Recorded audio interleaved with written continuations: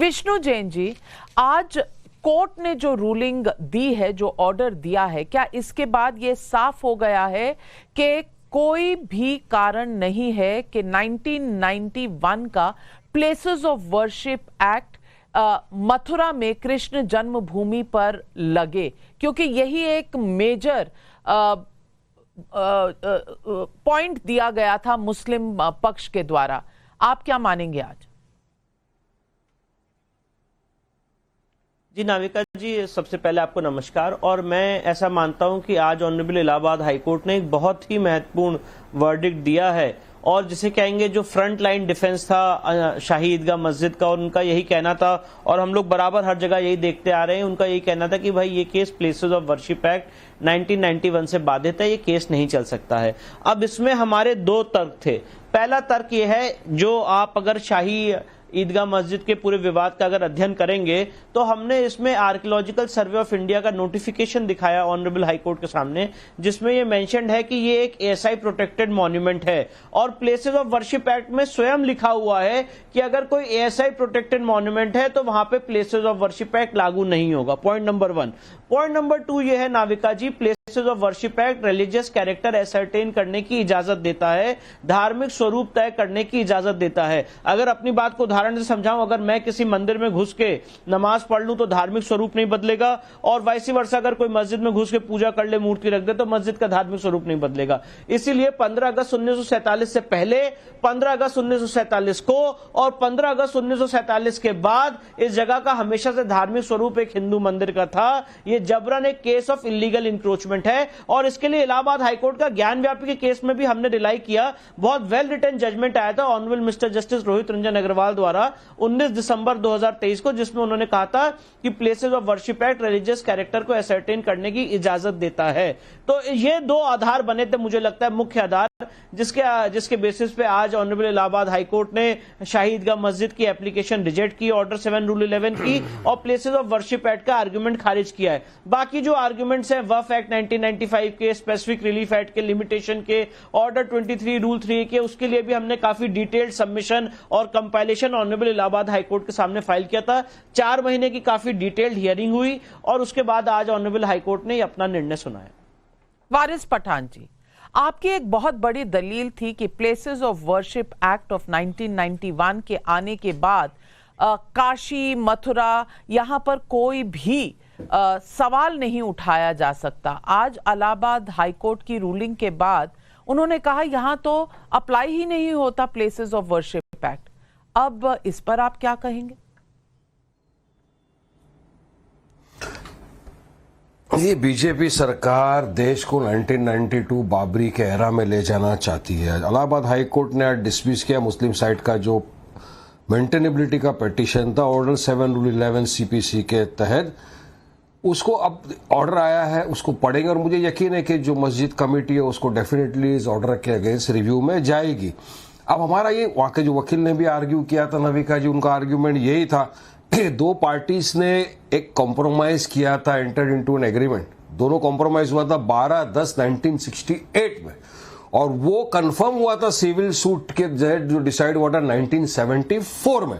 अब 1974 से लेके 2020 तक इन लोगों ने कुछ नहीं किया, तो लिमिटेशन का भी एक बार आता है, तो वो भी अप्लाई आर्ग्यू किया गया था कि 3 साल का जो लिमिटेशन पीरियड है वो एक्सपायर हो गया था, 2020 के अंदर इन्होंने फाइल किया। अब कमिटी मैनेजमेंट जो है उसके पोजीशन के अंदर है, पूरा स्ट्रक्चर ऑफ द माउस भी वहां पर है, और इनका आर्ग्यूमेंट ये भी था कि प्रॉपर्टी वफ की है तो वफ का ट्रिब्यूनल इसकी सुनवाई करे, ना कि कोई सिविल कोर्ट इसकी सुनवाई करे। अब ये सारे आर्ग्यूमेंट सुनने के बाद इलाहाबाद हाई कोर्ट ने आज जो भी ऑर्डर दिया उसको रिव्यू में जाया जाएगा। लेकिन नविका जी, मेरा कहना सिंपल साफ बात है, जब places of worship act 1991 already into existence है, क्यों आया था प्लेसेस ऑफ वर्शिप एक्ट 1991? क्योंकि उस वक्त भी ये था कि और सारी मस्जिद इस तरह की है, मंदिर को तोड़ के बनाया, काफी सारे एलिगेशन, बहुत सारी बातें आ गई थी।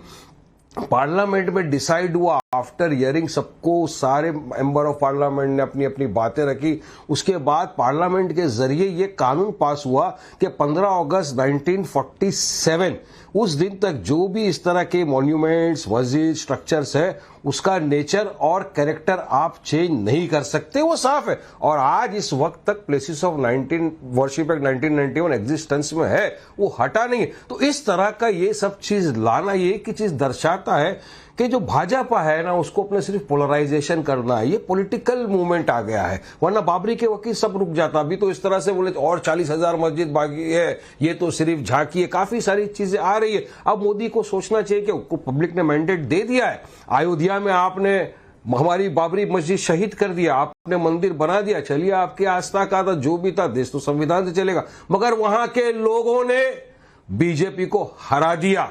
ये क्या संकेत गया बीजेपी पूरे का देश के मुद्दा सामने? क्यों बता रहे आपको हैं? सबको पता है, ये वहां से ऑर्डर तो बीजेपी को कोर्ट से आया है। हार का सामना बीजेपी ने करना तो पड़ा। बीजेपी ने तो ऑर्डर सुनो। नहीं दिया है, तो कोर्ट से कहाँ आए बोल हुए रहा है? ऑर्डर को आप बीजेपी का ऑर्डर क्यों कह रहे हैं?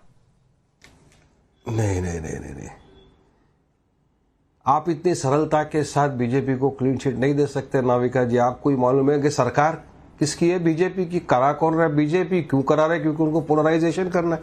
बीजेपी के पास मंदिर, मस्जिद, यही तो मुद्दा रह गया है, दंगा वंगा। उसके सिवा उनके पास डेवलपमेंट, विकास के तो कोई मुद्दे बचे भी नहीं है। आज आप खुद देख रहे हो, आप तो दिल्ली के अंदर बैठे हो, पार्लियामेंट के अंदर हमारे 1200 करोड़ रुपया डाल के इतना नया पार्लियामेंट की बिल्डिंग घाई घाई में जाके इनॉग्रेशन कर दिया नविका जी। अभी वहां पे बाल्टियां लगी हुई, एक तरफ ब्लू कलर की लगी, एक तरफ येलो कलर की, बाल्टी के अंदर पानी गिर रहा है पार्लियामेंट का। ये हालत। आपका भी टैक्स का पैसा गया है, मैं समझ, हम भी टैक्स भरते हैं, हमारा भी पैसा गया है। तो बीजेपी को सिर्फ अभी एक ही चीज करना है, मंदिर मंदिर मंदिर, मगर उसमें भी वो टोटल फेल हो चुकी है। मैंडेट उनके खिलाफ चला गया है। मोदी को समझना चाहिए कि पब्लिक अब ये सब चीज से उकता गई है। पब्लिक को चाहिए विकास, पब्लिक को झूठे जुमलेबाजी नहीं चाहिए। आवाज एंट्रेंस एग्जाम देने के लिए जो लड़के बैठे थे डूब के मर गए नविका जी, आप ही के दिल्ली से। दिल्ली के अंदर ये हालत कर दिया कि आज लोगों को वेनिस जाने की जरूरत नहीं पड़ी। दिल्ली वेनिस बन के रह चुका है, लोग उसके अंदर घूम रहे हैं। गुड़गांव वगैरह के अंदर, देश के अंदर इतनी आपदा आ रही है, इतने सारे रेल के एक्सीडेंट हो रहे हैं, और वहां पे रेलवे मिनिस्टर हंसी हंसी मजाक कर रहे हैं पार्लियामेंट के अंदर खड़े। मुद्दे पर आते हैं, मुद्दे पर आते हैं, मुद्दे पर आते हैं, मुद्दे से भटकिए मत। मैं विष्णु जैन जी आपसे पूछना चाहती हूँ कि बीजेपी को कहा जा रहा है पोलराइजेशन करना चाहती है, इसलिए इस तरह के मुकदमे आते हैं। मुझे ये बता दीजिए कि क्या ये मुकदमा सिर्फ राजनीतिक तौर पर चल रहा है? देखिए नाविका जी, एकदम सरासर गलत बात है। मैं पूछना चाहता हूं, ये बहुत बड़ा एक कंटेम्पचुअस बात हो रही है कि आप कोर्ट की प्रोसीडिंग्स को बीजेपी से जोड़ के देख रहे हैं। आज कोर्ट में एक लीगल इशू है, लीगल इशू पे 4 महीने तक बहस हुई है। जो शाही ईदगाह मस्जिद के व्यक्ति थे, जो उनके वकील थे, उन्होंने बहस की है, हम लोगों ने बहस की है। उसके बाद कोर्ट ने वर्डिक्ट दिया है। अब कोर्ट ने वर्डिक्ट दिया है तो उसको वारिस भाई कह रहे हैं कि ये बीजेपी, मतलब ये कंटेम्पचुअस बात है, उसको अब एक पॉलिटिकल एंगल दे रहे हैं, पहली बात। दूसरी बात नाविका जी, मैं आज वारिस भाई से बहुत संजीदगी से एक सवाल पूछना चाहता हूं। इन्होंने अभी आपके सामने कहा कि अयोध्या का जो मंदिर आया उसके बाद वहां पे जनता ने सबक सिखाया और वहां पे चुनाव हार गए। अब मैं एक बात पूछना चाहता हूं, तो आप ये कहना चाहते हैं कि अयोध्या के मंदिर के खिलाफ लोगों ने मैंडेट दिया, ठीक है, तो फिर ज्ञानव्यापी में, वाराणसी में जो जीते वो मैंडेट ज्ञानव्यापी के लिए है। फिर मथुरा श्री कृष्ण जन्मभूमि में, मथुरा में जो जीत हुई वो मैंडेट मथुरा श्री कृष्ण जन्मभूमि के लिए है। फिर